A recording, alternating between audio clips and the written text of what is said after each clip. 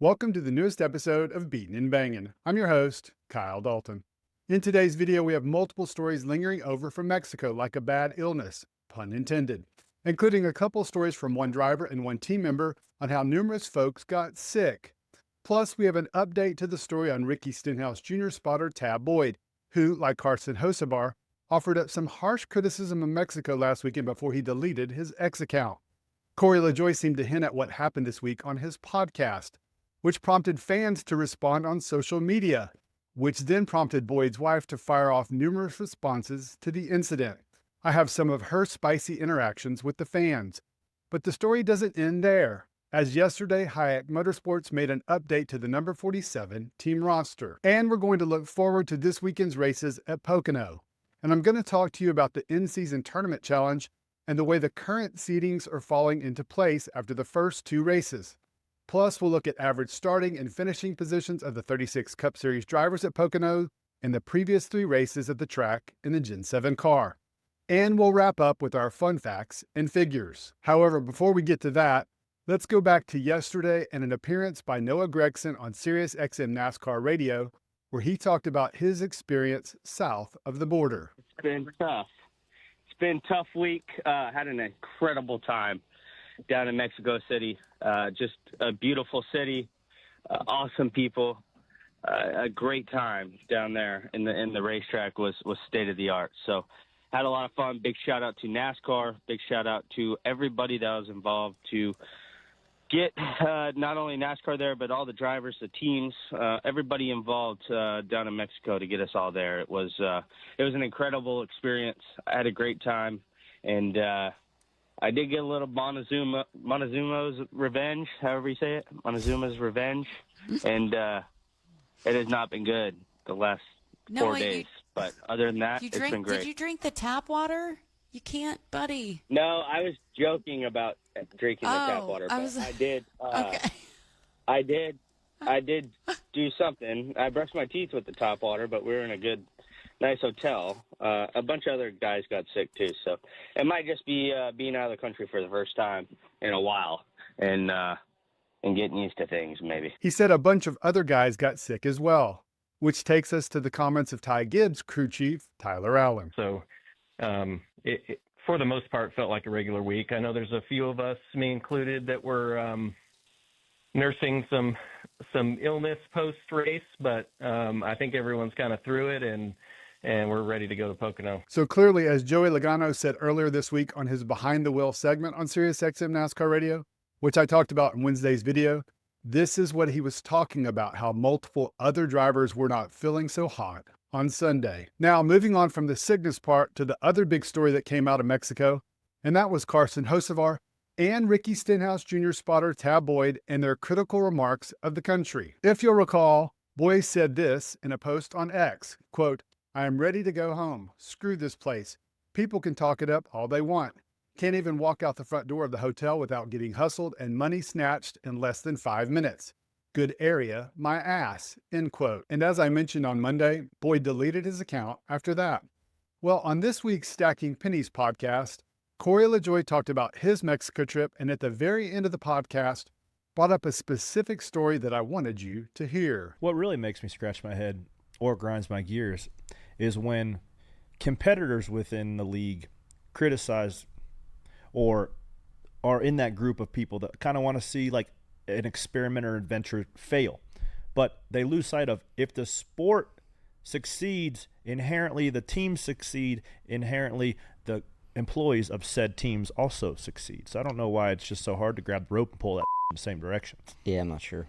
But and also, nothing for nothing, if you find some guy in the street saying that they can swap your dollars out for pesos on the sidewalk, it's probably not the most thing to do, and then you probably shouldn't fire up Twitter and tweet about it. Yeah, that was tough. That's a tough look. I've heard of one guy having an issue down there, maybe getting mugged, and that was 2 or 3 o'clock in the morning. So there's like a Mama simple said, rule. Ain't nothing good happening after 2 Hey, o'clock. and don't do dumb things with dumb people in dumb places. Right? If you don't do those 3 things, then you'll be all right. Mm-hmm. So obviously, many folks who heard that interpreted that he was talking about Tab Boyd. How do I know that? Because they took to social media and shared their thoughts. as you can see by someone here named Alex Hawkins. But notice the name who responded to it. That's right, that's Boyd's wife, Suzanne. I went back and found her responding to numerous comments on this thread yesterday and other posts, including this reply on Carson Hocevar's post, where she corrects the woman and also confirms that Boyd had money taken from him. Now, looking back on it, I wish I had screen captured a couple of other things, because she did say that Tab deleted his account because their son gets on social media and they didn't want him to see all the ugly things and profanity being said on his original post. The reason I wish I had done it is because of this. As of this morning, Boyd made her account private as well. But the story doesn't end there. That's because yesterday I was looking on NASCAR's roster for this weekend's races, and Boyd is not listed on the roster as the spotter for the number 47 car. Instead, he has been replaced by Clayton Hughes. The Mexico race weekend just keeps on giving, and not necessarily in a good way. All right, enough talk about Mexico. Let's shift our focus to this weekend's races at Pocono. I want to start by talking about the upcoming in-season tournament and where the projected seedings currently stand as of now after the first two seeding races at Michigan and Mexico.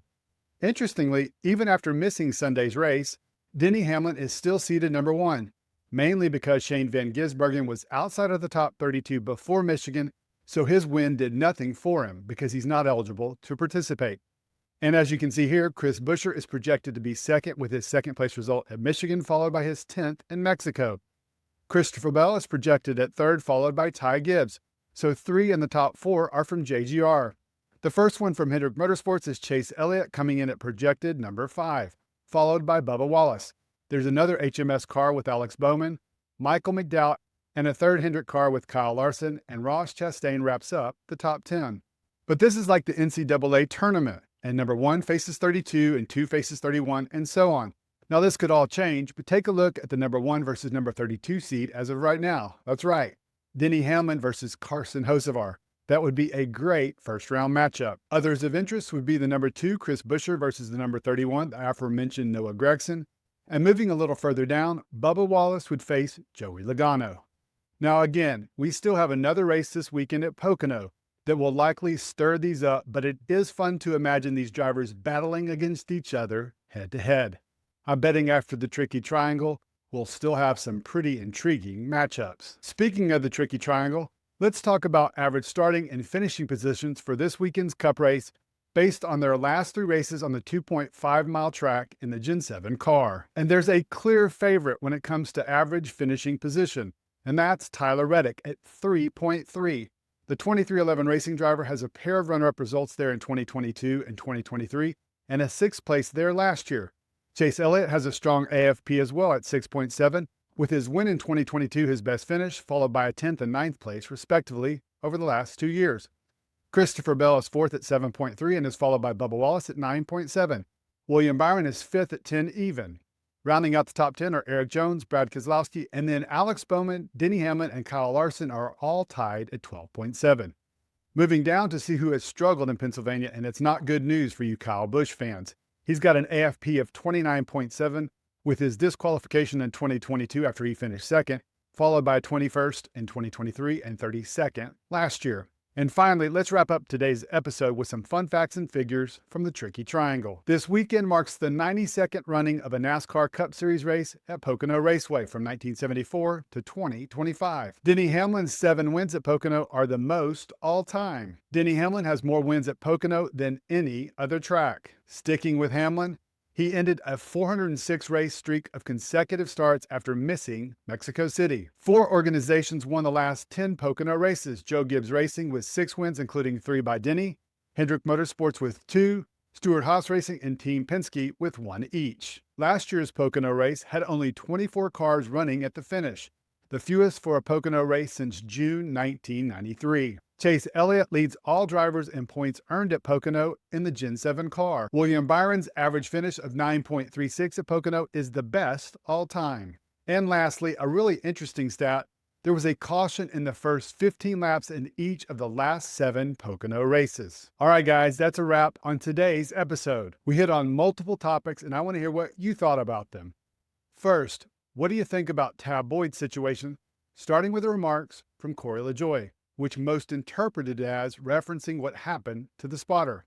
Plus his wife's remarks responding to multiple comments suggesting that's not in fact what happened to her husband in Mexico. It's a he said, she said. And what are your thoughts on Boyd getting replaced this weekend on the number 47 car? What do you think of the current projected seeds for the upcoming in-season tournament? And I really want to know if you're excited to watch it.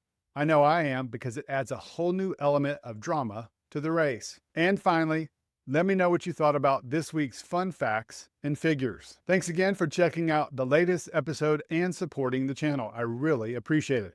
I hope you have a great rest of your day. Enjoy the races from Pocono, and we'll see you on Monday.